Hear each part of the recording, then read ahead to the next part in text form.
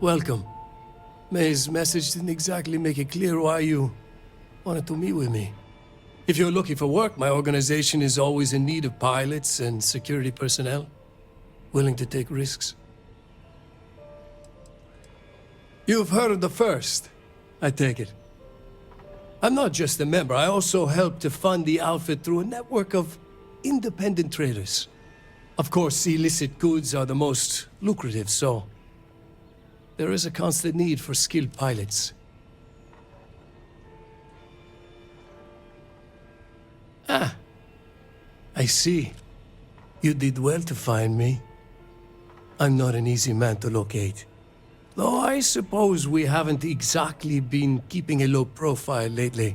Given the nature of the contract, a degree of exposure was always a risk, but a calculated one. To be honest, I think the Major is all but spoiling for a confrontation with the Rangers. Still, I confess, I'm a little disappointed that the Marshal sent a deputy instead of a full-fledged Ranger. Tread carefully, Marco. You underestimate the deputy at your peril. And who might you be? Call me Andreja. Welcome to my home, Andreja. If I may be so bold, you possess a certain mystique. It's a pleasure to have you here. The feeling is not mutual, and I am not the one with whom you should be trying to curry favor, Marco. Your deputy friend here could have a bright future, assuming we all keep our heads. To settle accounts, Major Hall served with distinction during the Colony War. But the leaders of the Free Star Collective, they turned on him. In his eyes, the Rangers are enforcers for a corrupt Council of Governors. That makes you his enemy. As for me, I didn't see any profit in nursing that grudge. I prefer to focus on the future. That's right. Major Hall spent 20 years in lockup nursing a grudge against the Free Star Collective. We all did. A lot of good men and women died for nothing because of those cowards you work for. You've chosen your side, and I've chosen mine.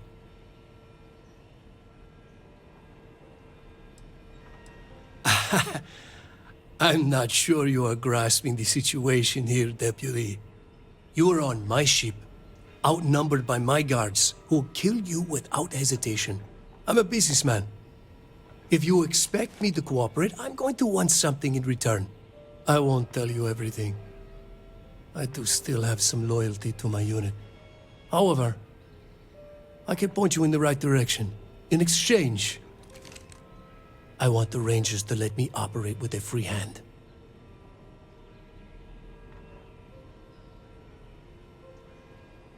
I can't do that. The losses I'd incur would be too great. How about I sweeten the deal? Accept my offer, and I'll throw in a little something extra for you. I have a better idea.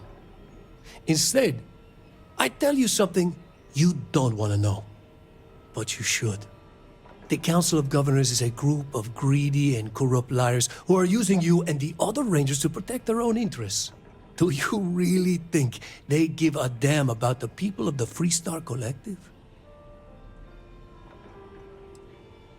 Whatever road brought you here, your journey ends today. Well, aren't you a keen one? You've been hitting the Ranger mission board. Hard. I gotta ask why. Most of our newly joined aren't so damn eager.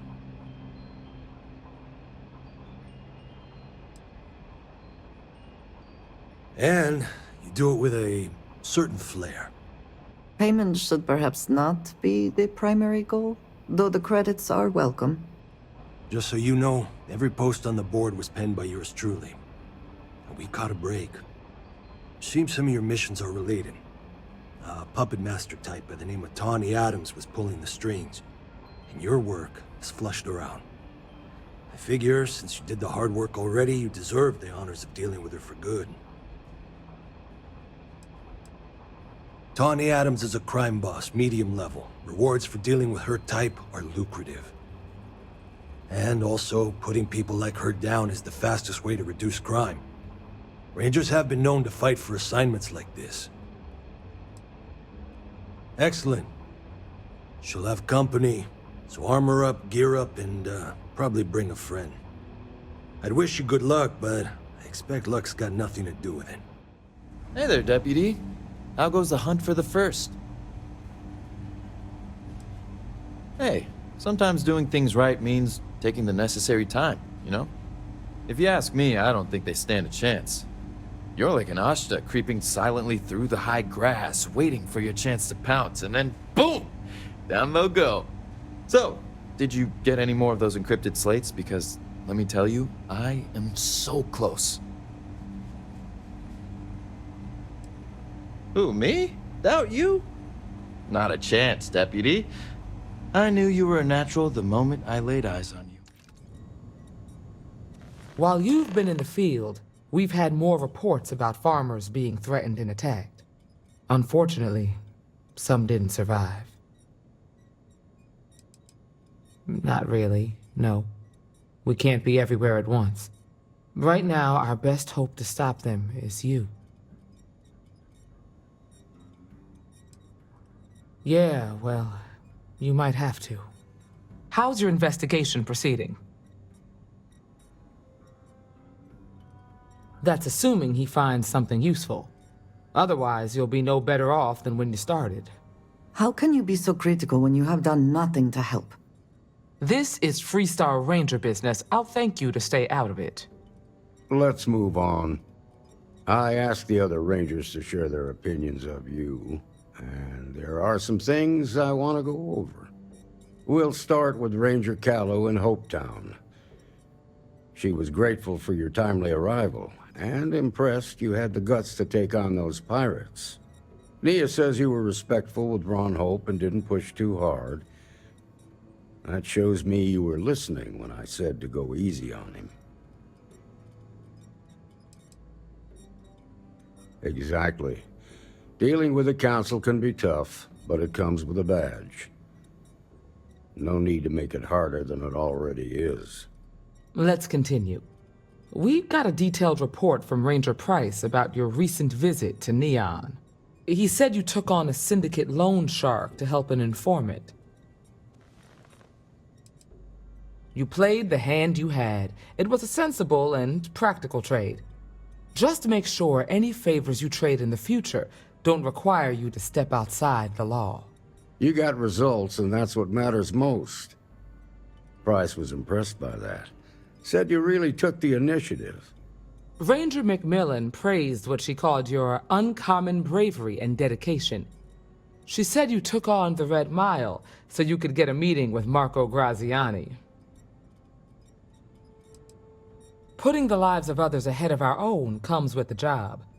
I'm sure it was a tough call, but I think it was the right one. So what happened with Marco? I doubt he gave you that slate out of the kindness of his heart. Too bad. I was really hoping he'd cooperate. Guess the threat of going back to prison was just too much for him. What about Maya Cruz? Her loyalty to Hull and the 1st Cavalry was stronger than most.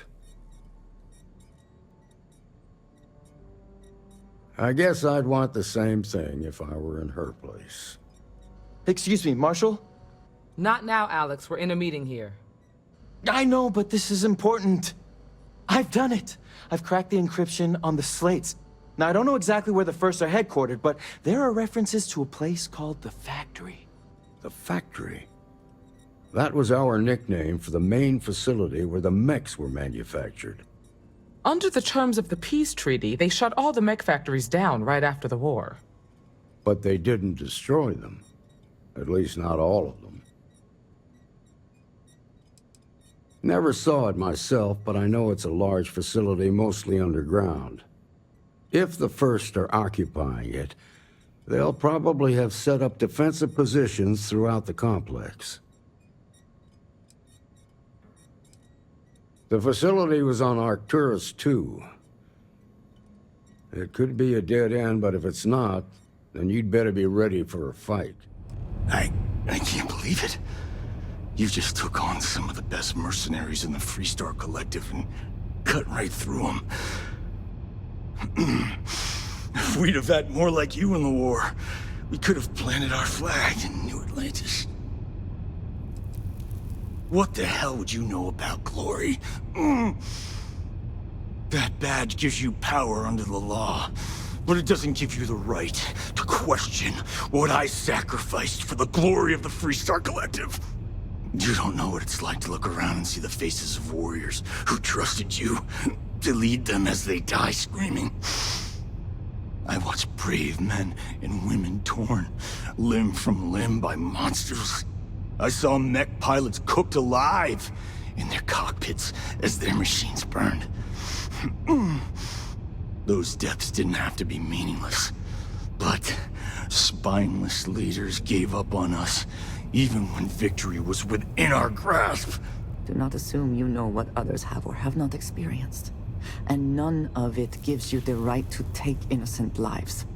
You don't know me, so don't preach to me about what I do or don't have the right to do. You really want to know? Because you might not like the answer. Last chance, Deputy. You can walk away right now and remain blissfully ignorant, thinking you fight for a noble cause. But if you still want the truth, I'll shatter that illusion for you right now. Because I can prove it. You'll see. We'll see about that. Not long after I started the First, I was contacted by a man who said he represented someone wealthy and influential. I refused to work for a shadow client, so we agreed to set up a meeting. Imagine my surprise when Ron Hope showed up. He offered me a lucrative contract to take possession of certain farms throughout Freestar space. To keep the Rangers off the scent. Hope wanted to hit a lot of places quickly and finish whatever he was doing before word spread. We needed another ship to meet his timetable, so he gave us the intel necessary to steal one from his factory. It also let him play the victim and keep suspicion to a minimum. All I know is that after we cleared the place out, Hope was sending in some kind of machinery. Our job was to make sure nobody saw the operation. The credits were good, but yeah, getting some payback was the real reward. You think I've lost? Is that it? I haven't lost. You go find Ron Hope and tell him what I've told you. Then you can deal out whatever justice you see fit. You do your job, and I get one last piece of vengeance against the Council. What he wants does not matter. They should both face justice. Don't bother. Be ready for another fight. I'm gonna make this easy for you, Deputy. I'm gonna die the way I lived. Weapon in hand, no compromise, no fear. But first, here, take this. Use it to cut out the weakness rotting at the heart of the Freestar Collective. When the next war comes, and it will come, the Collective needs to be strong. Now my unit's waiting for me, and I'm gonna report for duty one last time. Goodbye, Deputy. Good to see you again. Well, I've just received a report from the Marshal about your progress. He said you had a promising lead on the mercenaries who stole my ship. I trust you're here with good news? Did you now? Well, don't keep me in suspense. Oh, the same Paxton Hull who was court-martialed during the Colony War? Well, I've never met the man, and I can't imagine why he'd make an accusation against me.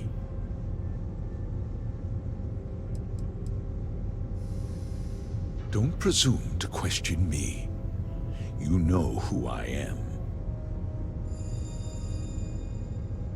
That two-faced bastard kept the slate.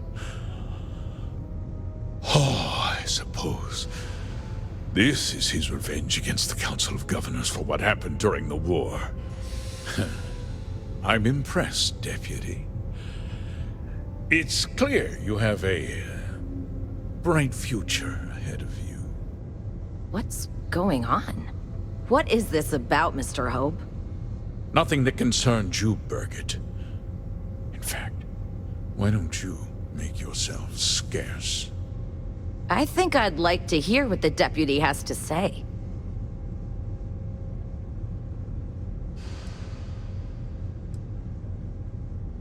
I can see you're upset. Allow me to explain. And you'll see that there were very good reasons for what I had to do. The truth is, we've been falling behind the competition. Significantly so. We needed solutions. A few years ago, I began to diversify. We started to research chemicals, fuel, those sort of things. We developed an experimental fertilizer. And it failed utterly. It wiped out entire crops. I was prepared to write the whole thing off when we made a discovery that changed everything. Turns out, our fertilizer was transforming the soil, bolstering its mineral content tenfold. Not all at once, of course, but we could never find anything that would grow in it. Eventually, everything we tried to plant failed and died. Mining is expensive, and so is the cost of raw materials. My mineral-enriching fertilizer solves several problems at once. The farmers provide free manual labor, and once the land is ready, we move in to extract and process the soil. You sit on the Council of Governors. You betrayed the very people you are supposed to represent. I wish there'd been another way. But I had to play the hand I was dealt.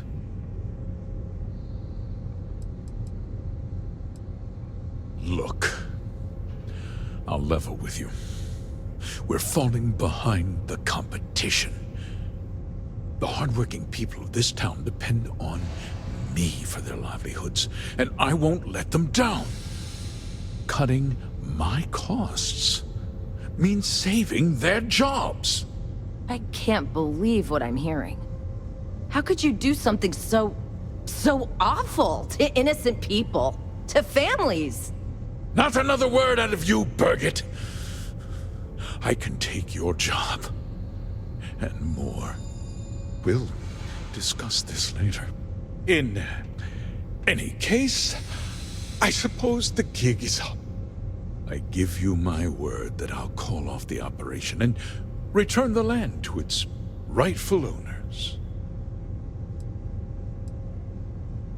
You're right, of course. Something must be done.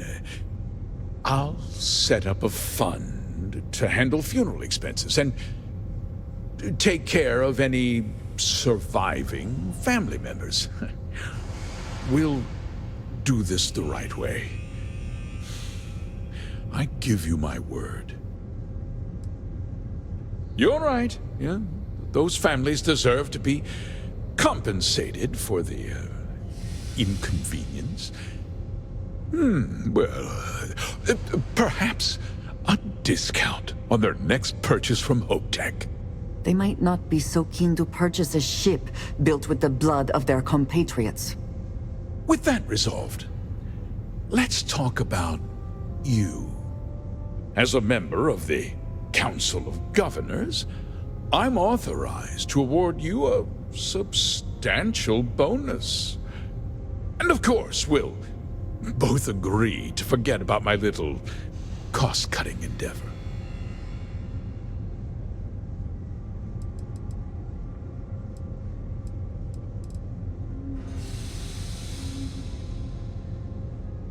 Well, let's not be too hasty, Deputy.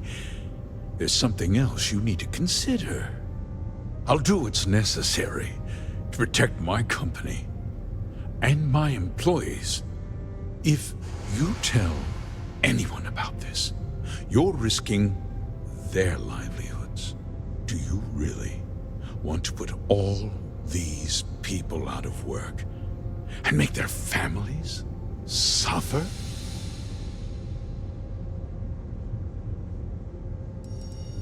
But on a much larger scale, yes. Well, I'm afraid there's no avoiding it. The past can't be changed, but the future is very much in your hands, Deputy. You put me away, and this company will fall apart. You have destroyed far more lives than I did. I'll make myself very plain. I won't let you jeopardize my reputation, this company, or the people who work for me. If that means you suffer an unfortunate incident at the hands of my security personnel, so be it. I'm important.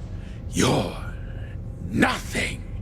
You're not actually threatening to attack a Freestar Ranger, are you?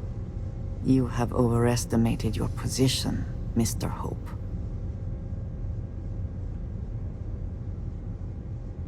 Such a shame to see a promising career cut so tragically short.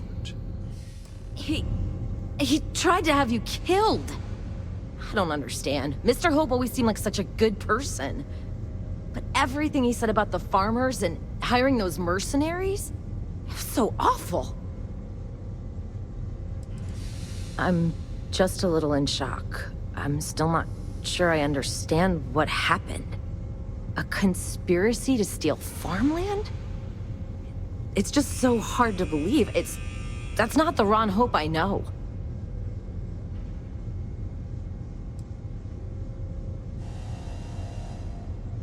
The first part is true. He always looked out for us, for his employees. No, of course not. But there was more to him than that. He had a genuinely good side, a caring side. And now he's... You killed him. Is that what this was? Justice? It felt more like an ambush, followed by an execution. What happens to us now? That would be Elana. Elana Nwankwo.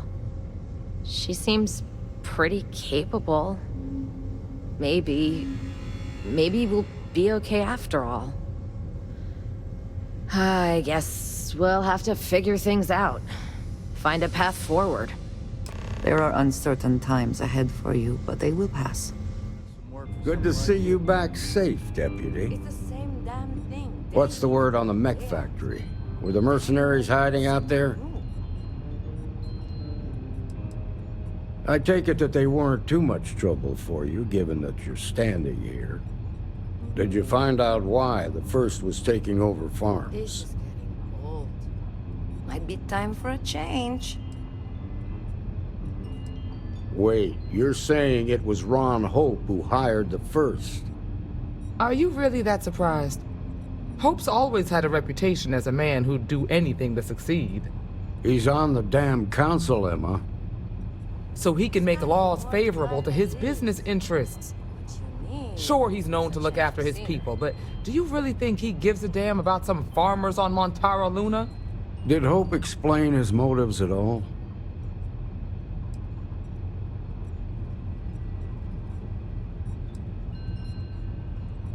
That has a familiar ring to it.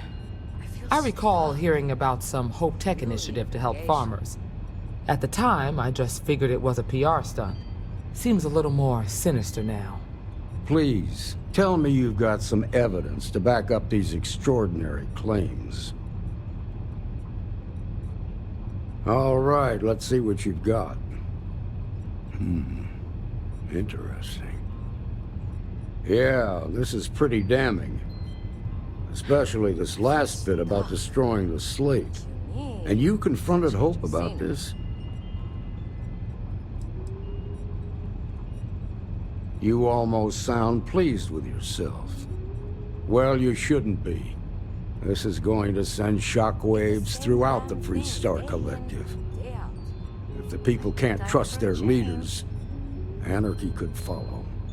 Have a little faith, Daniel. We're not the United Colonies. One bad apple won't spoil the whole damn barrel. Easy for you to say. You ain't the Marshal. Not yet, but you ain't gonna live forever, old man. While we've got you here, there's one last piece of business to take care of. Emma, would you please? With pleasure, Marshal. When you first joined us, I told you that you'd undergo an evaluation process. There's one thing left to do. A simple question. Do you feel ready to wear the badge of a full-fledged Freestar Ranger? Good. Duty and honor are the backbone of the Freestar Rangers. Marshal, I approve the deputy for advancement to the rank of Ranger. Thank you, Ranger Wilcox. In your time serving as a deputy, you've shown exceptional courage, fearless tenacity, and a high regard for the safety of our citizens. By the authority granted to me by the Council of Governors, I hereby promote you to the rank of Ranger. Here's your badge. Wear it with pride. But don't forget the solemn responsibility it represents. Well done. I know you will, Ranger. Just happening through our neck of the woods, stranger? Nevin told me about your summons. Our, donor wasn't too hard on you, I hope. It's something she had asked for. She doesn't want her firm's reputation and ours to affect one another. But I'm mostly just curious how things went.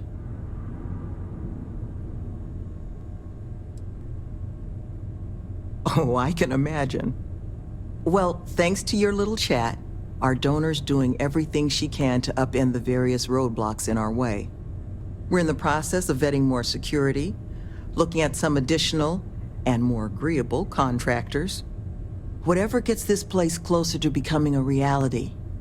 Opening's still a ways off, but we'd be going nowhere if you hadn't wandered in. It's hard to say for certain. We're only just now in a place where we can actually assess how long everything's going to take. But with time, we'll get there. And that's thanks to you. That makes two of us. Thank you again, love. For you, our doors will always be open.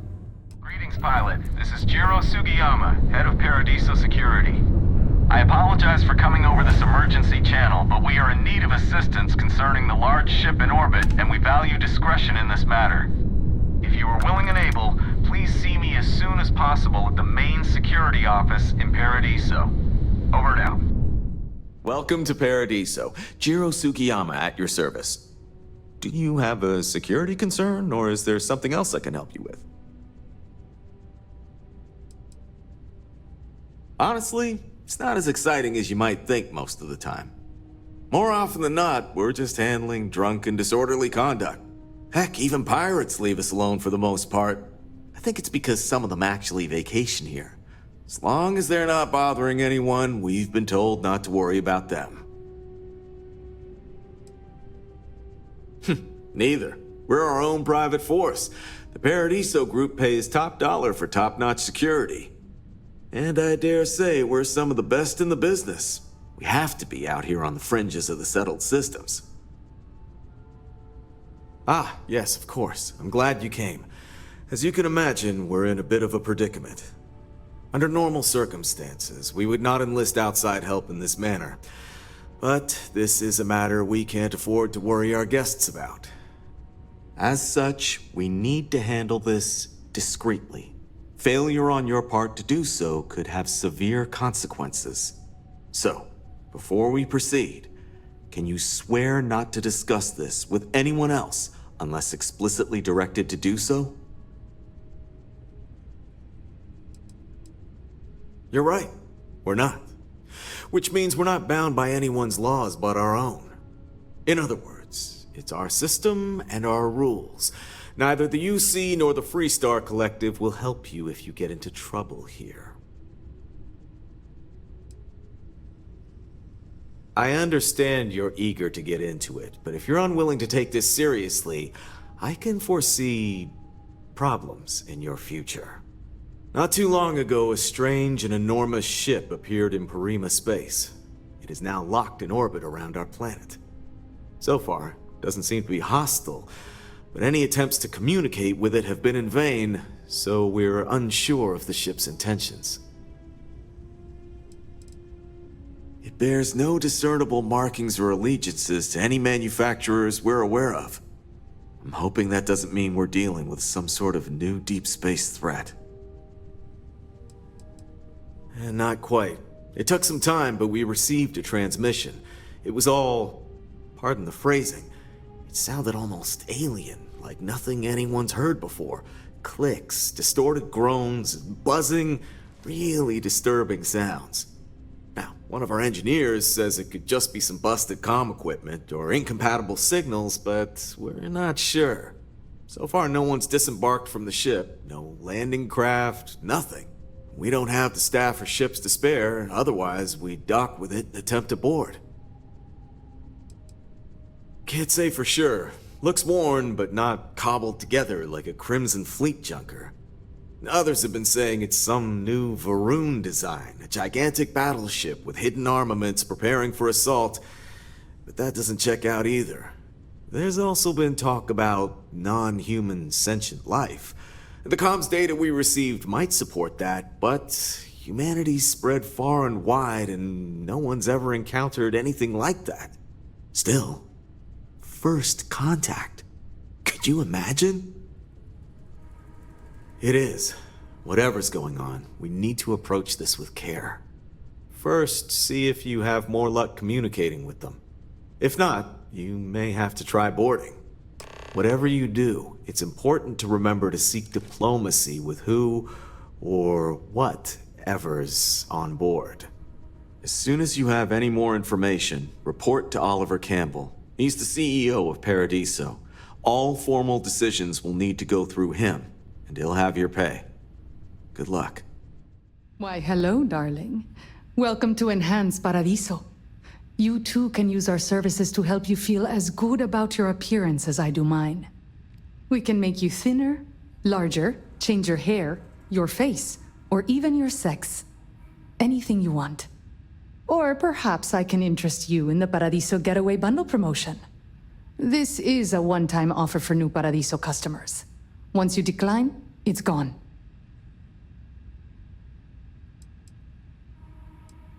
Oh no, I know that some other Enhanced hosts might do that as a way to upsell our services, but not me. No. Here I only want you to be comfortable with who you are. You should not feel pressured by anyone else to look one way or another. Being happy with your body comes from pleasing yourself, not by pleasing others.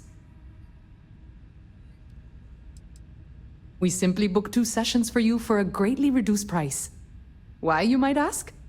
Many Paradiso guests come to get away from their normal lives, and often they like to believe what happens here stays here. So, they will change their appearance not only when they get here to engage in some fun, but also when they leave to go back to their normal lives. Certainly. Service at our regular price will always be available to you if you change your mind. What can I do for you now? Oh, you're too pure for this world. Yes, especially when on vacation. Oh, don't look so surprised, darling. Have you ever seen someone come back from a break looking more refreshed and vibrant than ever?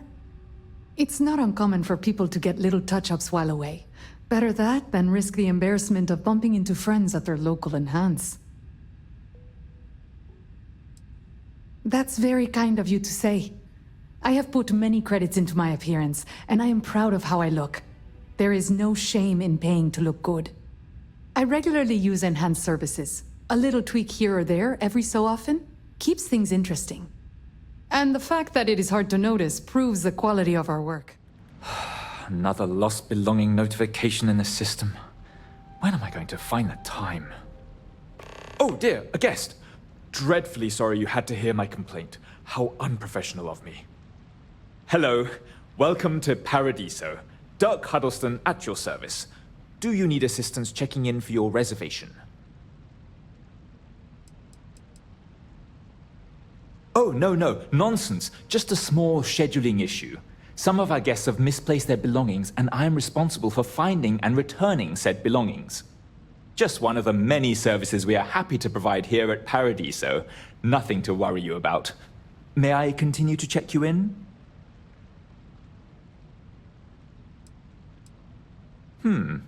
Very well. I can't guarantee we have any premium rooms available at the moment, but if you're still interested, we may have other rooms.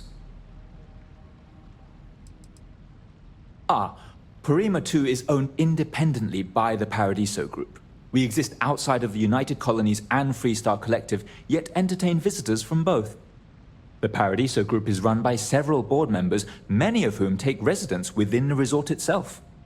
They established the resort as a getaway for all on the most beautiful planet in the universe, and I can tell you that there were substantial monetary investments to make sure of that. For one, our hotel rooms are quite luxurious. The executive suite is especially posh, but perpetually booked. However, I must say, even the economy rooms are exceedingly pleasant. You'll find our beach relaxing, and we have several top-notch shops and dining experiences. I particularly enjoy a spot of afternoon tea from Tranquility. Of course, we also have the galaxy's only gourmet chunks. And if you're feeling adventurous, I believe the Enhance is still running a very popular Paradiso Getaway Special. Broad question, but I'll try my best. Paradiso is the premier resort destination in the known universe. This planet is as perfect as one could possibly imagine. That is, assuming pristine beaches, constant beautiful sunny weather, and fabulous resort accommodations are to your liking. Oh no, you're on vacation. I wouldn't dream of asking a guest to find other guests' lost belongings.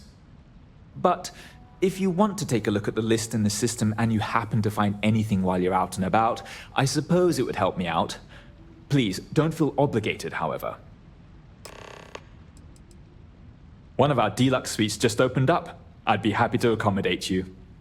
Are you looking for the daily rate or the more economical weekly booking rate?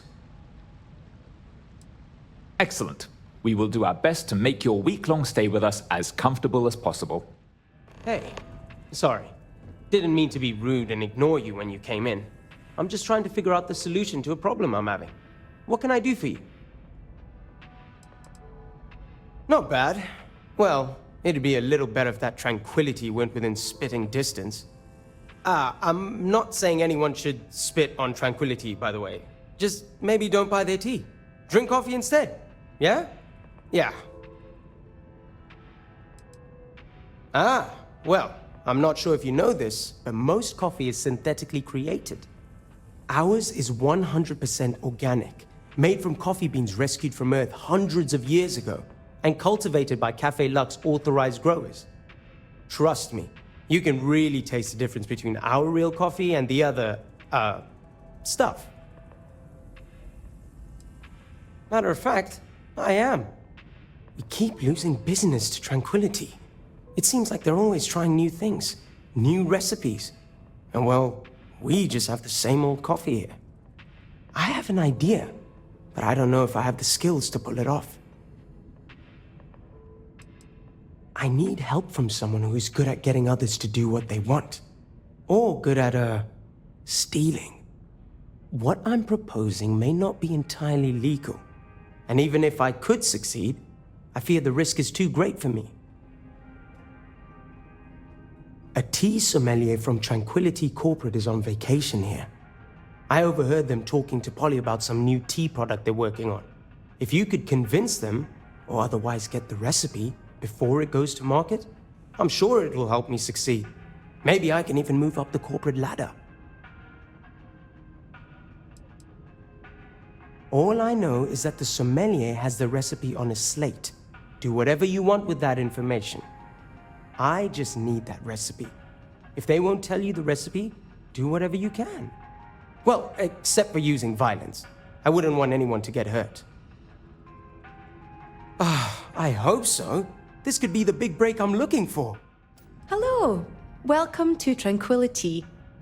If you fancy a cuppa, we have some new and classic blends that are sure to satisfy even the most discerning tea aficionado, whether you want to relax at the end of the day or energize yourself while watching the latest Red Mile feed.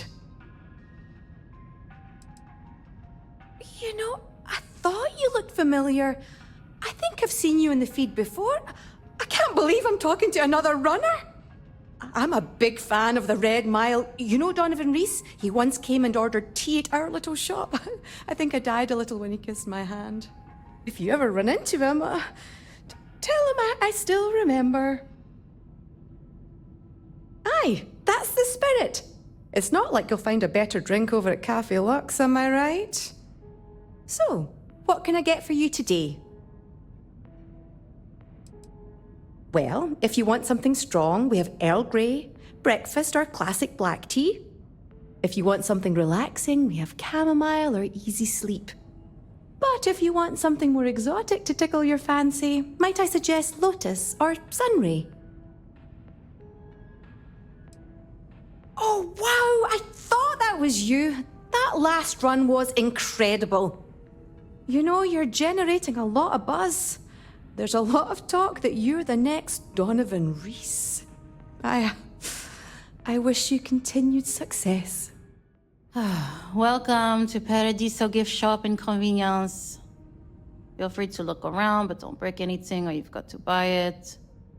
And before you ask, there aren't any discounts, so don't even try to haggle with me.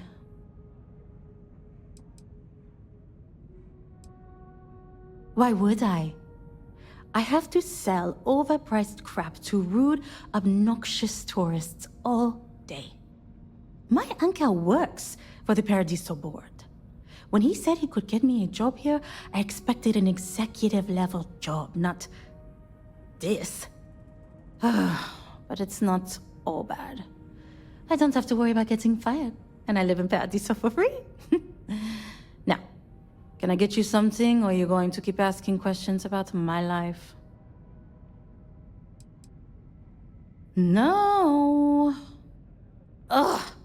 You people always think that just because we're some French planet and not part of the free stars or whatever, that we're happy to haggle for everything.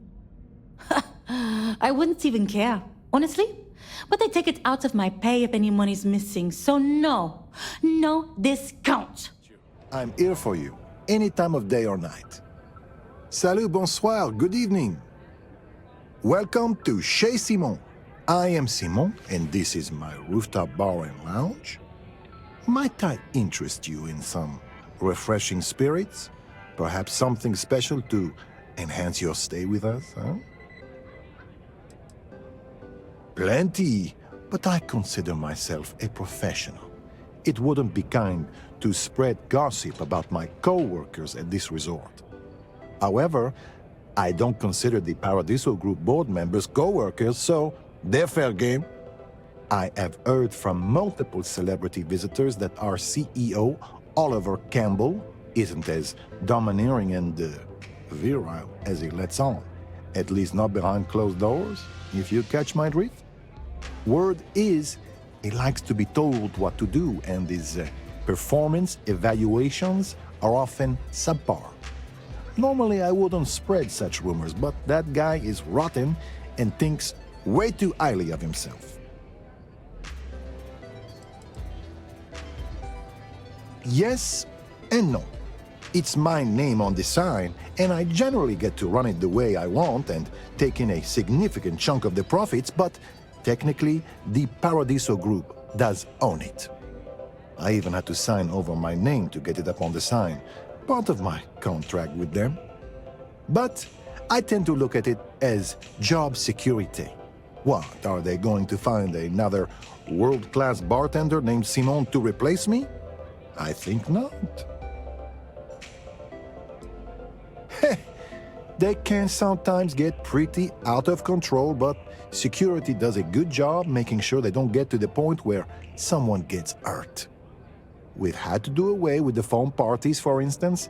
Soapy surfaces and a 100-meter drop are not a good combination. Before you worry, we never had a fatality because of it, just a few close calls. We only serve the most premium assortment of alcohol for your drinking pleasure. Sorry, did you need something? I'm trying to enjoy my vacation.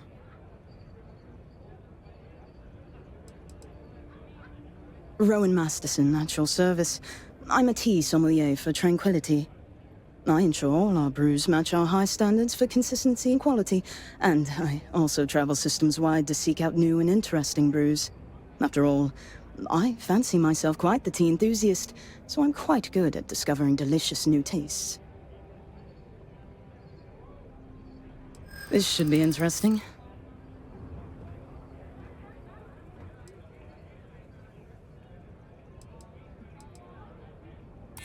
It's probably not that big of a deal, to be honest. I mean, what are you going to do? Open up a shop and compete with just one lousy recipe? Maybe it wouldn't hurt to share it with you. Well, I can appreciate that. I'm glad to hear you like my other creations. Well, except for Frazzleberry Crush. No one liked that one. Very well. I can tell another tea enthusiast like myself when I meet one. What's the harm in sharing what I found to be a particularly delicious brew? Besides, it's not even guaranteed to go to market anytime soon. And even when it does, there are bound to be changes. So here, enjoy. I never thought I'd be engaging in corporate espionage for tea. Just goes to show you never know what'll happen. You're back. Ooh, does that mean you've succeeded? Amazing! I can't believe you did it. I hope it wasn't too difficult.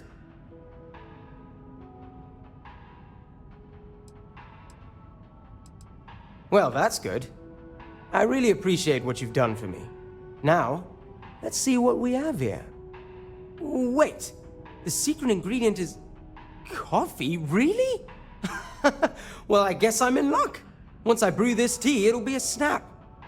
And I have higher quality coffee ingredients to boot, so it'll be even better than what they have here. Stop by if you ever want to try some.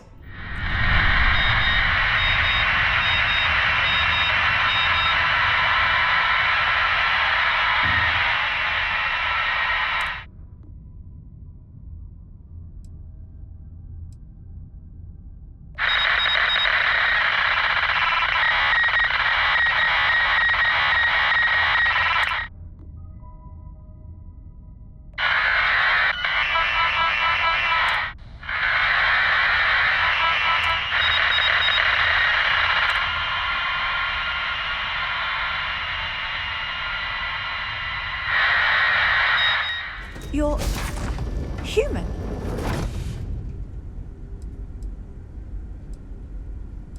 It's just that we weren't expecting to find life, let alone human life out here. We thought we were the only ones to leave Earth. Well, I'll be. This is like a time capsule. Except with living, breathing people. We have got to explore this ship. Perhaps we should greet our guests. Of course. Manners. I'm Captain Diana Brackenridge. This is Security Officer Bomani Reader. And this is Dr. Mabuti da Costa, one of our elders. A pleasure to meet you.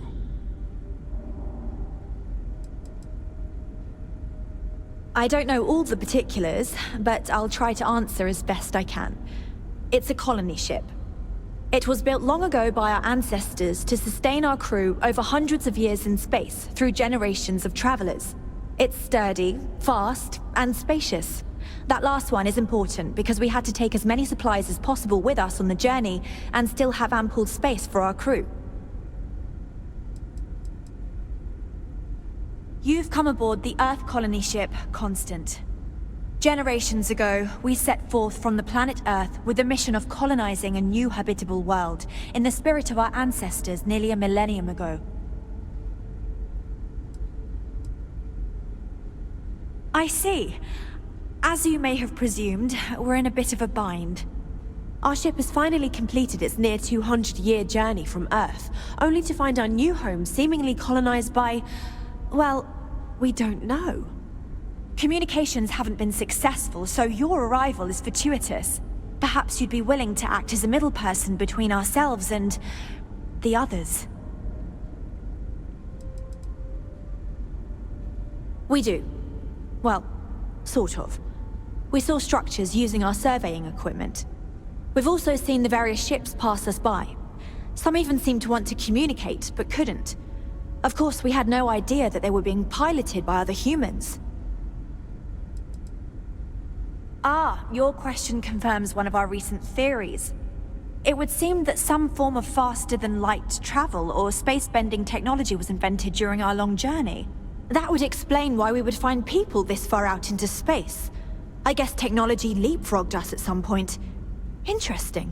I can only imagine that our predecessors didn't believe the technology would ever work, and so they made the decision to leave when they did. Well, the short answer is, we didn't. It's a generation ship, which is to say that most of us lived long, happy lives on board and passed our mission down to our children. It was never intended that the original crew would make it to our destination. The goal was always the preservation of the human race above all else. Though, it would seem that was perhaps a bit presumptuous. We're not entirely sure. Our engineers believe it's possible that our technology just isn't compatible with theirs. All we hear when using them to communicate with anyone is a bunch of disturbing noise. It gave me the heebie-jeebies at first.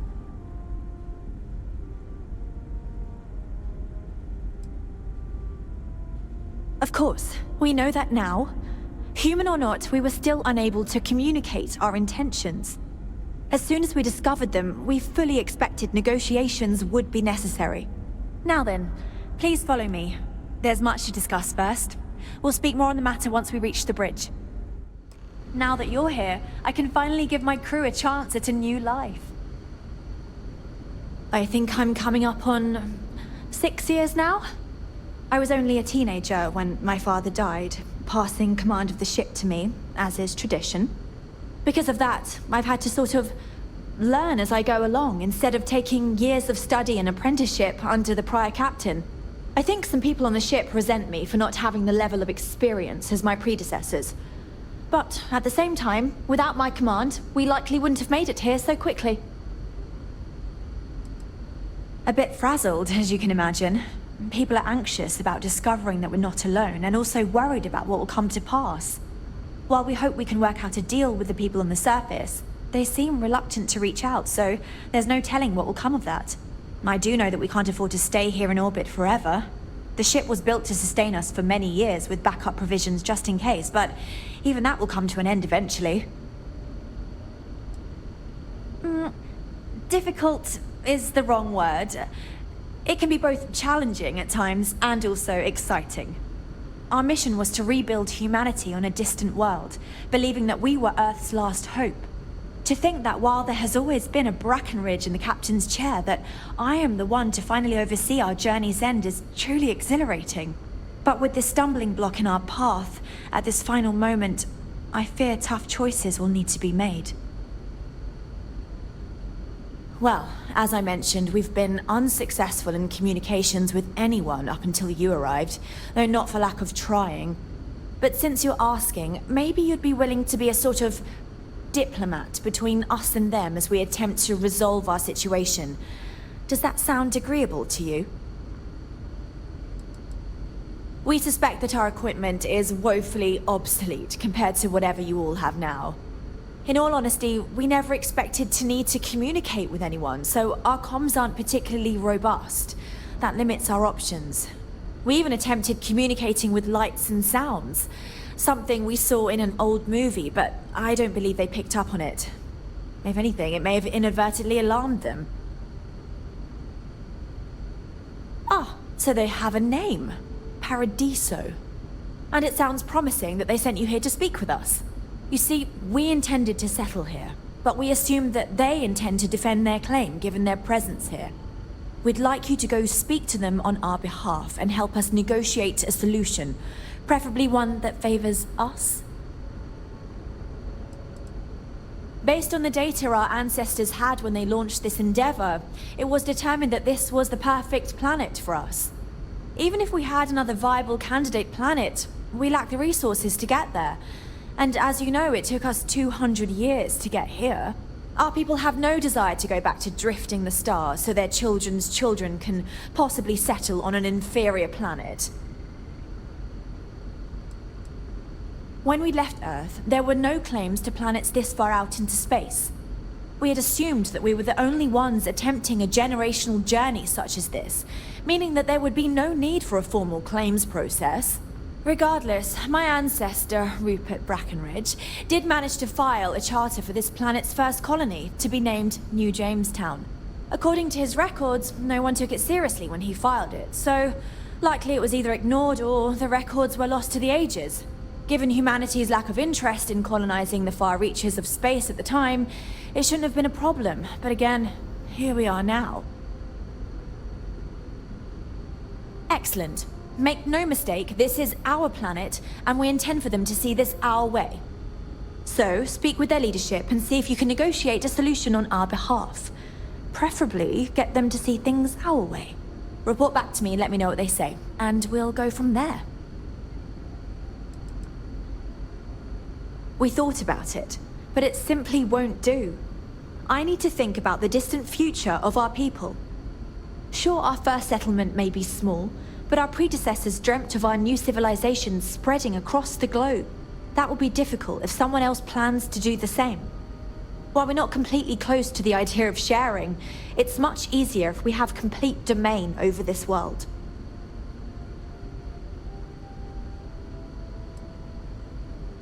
Now, it makes little sense to give up before you try. Thank you, and good luck. I know Captain Brackenridge has essentially given you free rein to wander the ship, but security will still be watching you closely. I hope you understand, given we have so little experience with people from the outside. It pays to take security seriously, something I understand much better now than in my youth.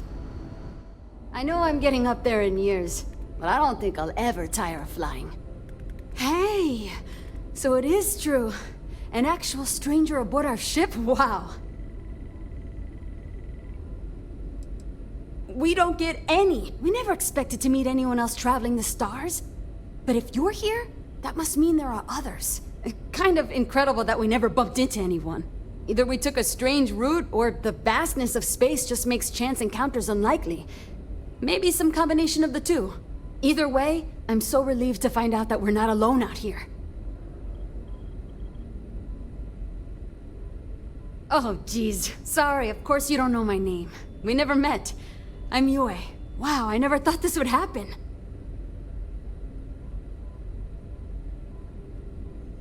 Sure.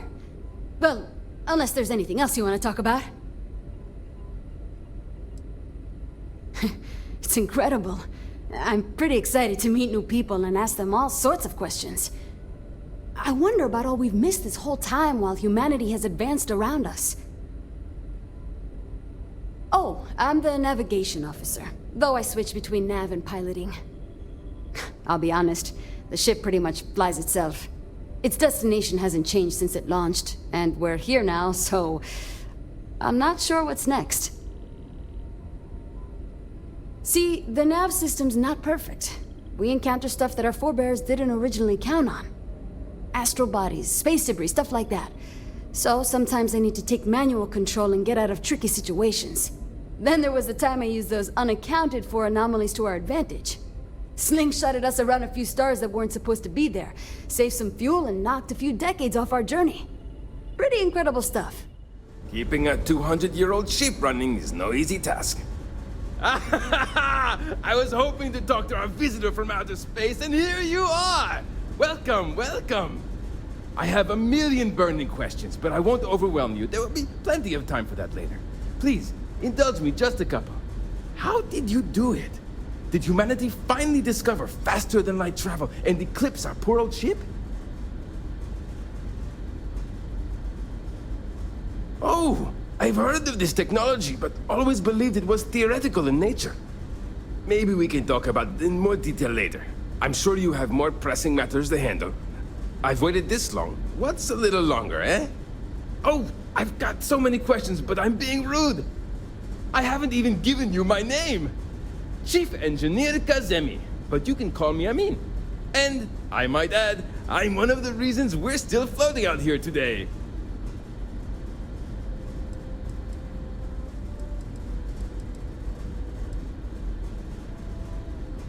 Indeed. Thank you for being so kind and indulging me. You must understand how thrilling this news is for someone like me. Someone who suspected this encounter was, in fact, possible. Some may say I'm a master of keeping things together with nothing but duct tape and bubblegum. Well, if we had any gum left. Pretty sure that ran out 100 years ago. When I'm not dealing with catastrophic engine failures, I manage the other engineers. We maintain all the machinery, computers, you name it. We keep the life support on, and the ship flying. Ah, great question. I do not know for sure, but I can venture a guess. All of the reading I've done on the matter suggests that at the time, there was uncertainty that the technology would ever work, or if it did, that it would work at the scale we needed. So, I trust they made the decision to strike out when they did, fully believing it was the only way.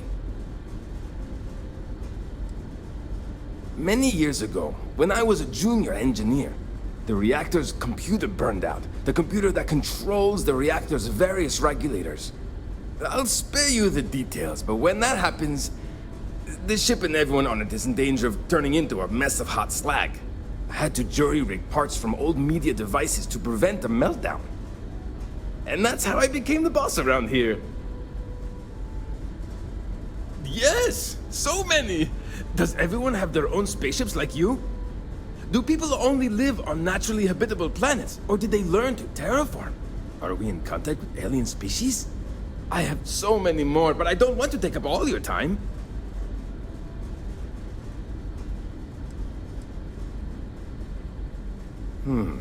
I'm not surprised.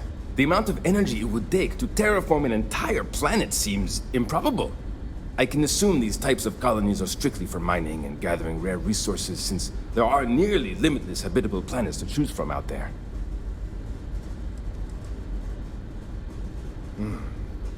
Disappointing, but not unexpected. When you showed up, I tried to tell the others about the Fermi paradox. I suggested that the most likely explanation for you was that humanity had developed faster, more advanced technology and had leapfrogged us. Seems I was right. Haha! I knew it! Incredible! Amazing! Simply amazing! In our ancestors' time, only the very wealthy could afford to build ships. Even this ship was only possible by our families pulling together nearly all of their financial resources. Ah, thank you for taking the time to talk with me. I can have a bit of a big personality, I'm told. So let me know if I ever get on your nerves. Hi there. Oh,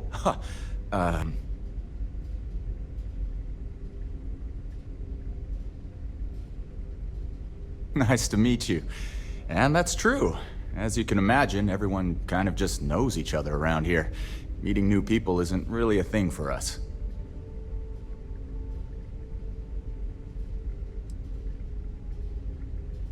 Yeah, I know. It's funny, though. All our lives, nothing could prepare us for this. We were born into a universe where we legitimately thought we were the only people in existence. Anyway, sorry for freezing up before. I just didn't expect our visitor from the outside to stop by and chat with me. I figured, if anything, you'd be with the captain. I'm Daisuke, the ship's provisions manager. I'm not sure what I can offer you, but if I can help, I will. And if not, I'm happy just to talk. We manage. I know back on Earth, there used to be stores all over the place. Some that even specialize in specific types of goods, if you can imagine. But here, this is it. We have very limited supplies. Most of our stuff is recycled. Even the food. In a roundabout way, if you know what I mean. It works out for the most part, because it has to. You'll sense a running theme with that around here. Not really. Things don't work that way here. It's not a shop like you hear about in the books and movies, or, where you're probably from. Almost everything is communal or shared in some way, but sometimes people want a little something extra or special for themselves. So when that happens, they come to me. Mostly, I just keep track of the ship's inventory and help ration the supplies so we don't run out. Hello there. Given that I don't know you, you must be this visitor I've been hearing so much about. I'm Julia, the Constant's chief historian. It's nice to meet you on this momentous occasion. If you ask around, people will either tell you my job is absolutely critical to the mission, or I just hang out, read, and watch movies. There's more to it than that. Officially, I'm assigned to the role of chief historian. Generations ago, it used to be lawkeeper of humanity, but that seemed a bit too lofty. While I don't think my job is as important as captain, engineering officer, or cultivation manager, it's still vital to our mission. I do. But sometimes it's frustrating to convince some people that my job is important, since it's not directly related to our continued survival. There was a time where I thought my sister was the lucky one, running the hydroponics farm and being responsible for feeding everyone on board. But I grew to like my work, and working with children is nice, especially since I'll never have any of my own. It's okay. I don't mind you asking. I'm actually proud of my choice. It's a great honor to give up one's ability to have a family so that others may. As you can imagine, a population limit is a necessity on board a colony ship. I made my choice long ago to give others the chance to have a larger family should they wish. Though, I suppose I don't need to worry about that now. Maybe it's time to consider it. Of course. Everyone was assigned their roles here. We don't choose our roles, since there are only so many of us, and every job is critical. Someone has to prove themselves either exceptionally bad at their job or exceptionally good at another in order to be moved. But that rarely happens. I run the educational programs aboard the ship for all the children and any adults who are looking to learn about Earth history. We try to have group sessions some evenings where we read old Earth literature, watch old films, listen to music, and the like. So yes, I hang out with children and watch movies, but it's more involved than that. We historians are charged with keeping Earth culture alive, so that we never forget where we came from. Thanks for saying so. As chief historian, I can tell you a lot, probably. What do you want to know? ECS stands for Earth Colony Ship. We wanted a fairly inclusive name to represent the planet, and not a particular nation of origin. There was an old colony ship that sailed across the oceans of Earth from a country called England to settle on a new continent. It was called either the Susan or Sarah Constant. No one seems to know for sure, so ours was shortened to just Constant. Ironically enough, that ship also reached what they thought was new land, and found it populated when they arrived. As chief historian, I can tell you a lot, probably. What do you want to know? We're the descendants of wealthy elites, intellectuals, artists, scientists, and others who left Earth in 2040 to spread humanity to the stars. The thinking was that Earth's days were numbered for a variety of reasons. Our finder, Rupert Brackenridge, had the foresight to plan for the worst. Thus, he constructed this colony ship to settle what seemed like the most habitable planet we could find, knowing full well it would take generations to reach. We suspected that we may have been the only ones to leave Earth, given that no one else seemed to have the same idea. I'm glad we appear to be wrong. Well, we launched Tuesday, September 27th, 2140. So, about 190 years now. Would have been longer, but it turns out we have an ace navigator who saved us some time with some tricky maneuvers. You know where to find me if you ever want to know more. Oh, hi! Hello! You're the alien, person that came from out there, in space, that we weren't expecting at all. Sorry, I'm a little nervous. Can we start this over? I'm fine. I will be. It's just my nerves acting up. This has just gotten everyone so stressed, and since I'm here to help people deal with problems like that, it piles on me. Abe, I'm scared. Abe, what if we can't get down to the surface? Abe, what are we gonna do? And so on and so forth. I've never had to deal with so much anxiety before, and I'm a pretty anxious guy to begin with. Just ask my husband.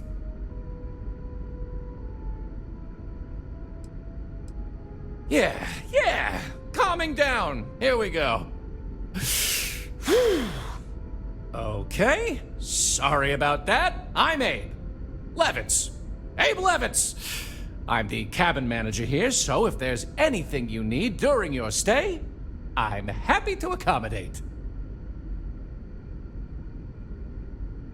Please do, even if you just want to schmooze.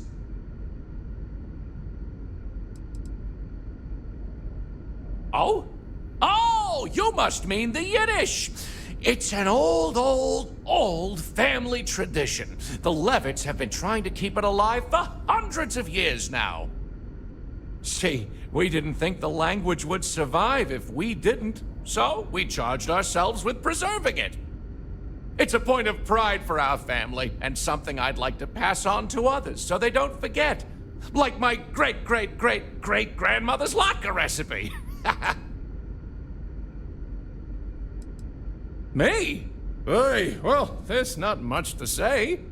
I take care of people here. I live with my husband, Daisuke, no kids. We passed on having a surrogate so others could have larger families. Instead, I get to spend time with everyone and their families here. They call me their bubby because I'm like the grandmother they never had. I may have had something to do with that nickname. Glad you asked! I coordinate cabin maintenance, plan activities, even help settle domestic disputes. It's a demanding job, but in short, I'm here to keep people happy.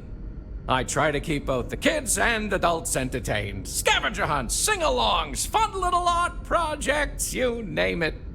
We also have regular media nights where a historian, Julia Yang, screens old movies, plays music, and exposes us to other Earth media.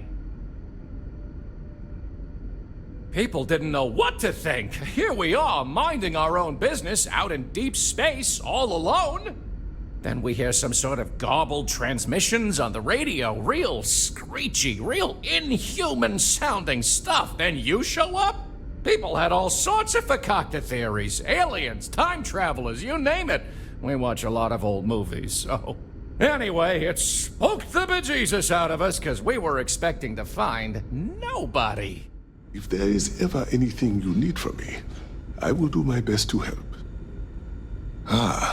Life on a colony ship has its ups and downs, as you can probably imagine.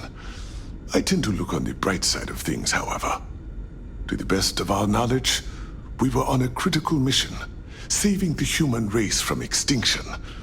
That notion was always with us, and it instilled a sense of pride and duty.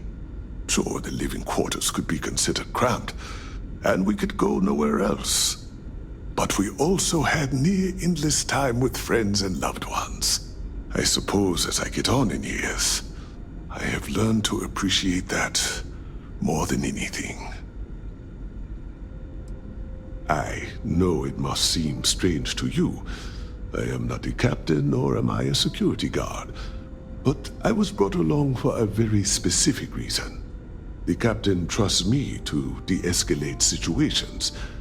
Pardon me saying, but we did not know who you were or what your intents were. So, Captain Breckenridge wanted me to come along as a friendly face and keep the conversation amicable. I am glad that you were peaceful, and my role was as limited as it was. Thank you. I'm a doctor and a counselor. I assist my wife Lorelei in performing minor medical duties, but I also practice psychology and help maintain our crew's mental health. Actually, a question. Usually when I come here, the shuttle takes a certain route, showing me the beauty of this world. But this time, our entries seem to take longer, and we pass by a lot more open water. Was there something wrong with our normal flight path? I heard the rumors of a ship in orbit. Please allow me to apologize for this inconvenience. This alternate entry was required due to a meteor shower affecting the usual descent route. Nothing to worry about. To make up for this, allow me to credit your account with a 15% discount on spa amenities. Once again, we are dreadfully sorry. It's okay, Viator. I know you're programmed to be overly concerned with your service. I just wanted to know why. But thank you for crediting my account anyway. Hey, I noticed you arriving at port shortly after I did. Something's been bothering me, and I've been dying to ask another guest. They told us there was a very active meteor shower, which is why we had to divert our flight path coming in for our landing. But I haven't seen a single shooting star since I've been here. That's weird, right?